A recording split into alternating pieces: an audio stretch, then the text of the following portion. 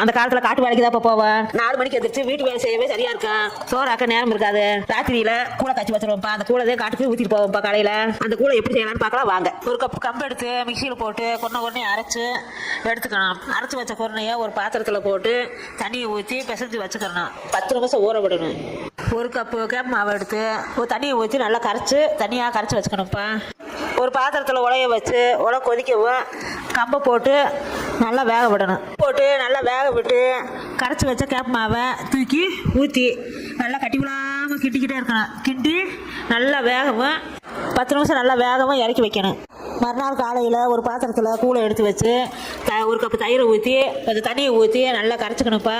உப்பு போட்டு கரைச்சிக்கணும். வெட்டி வச்ச சின்ன வெங்காயம், மாங்காய், கொத்தமல்லி தழை, கருவேப்பிலை போட்டு கரைச்சிக்கணும்ப்பா. கூழ் சூப்பராக இருக்குப்பா.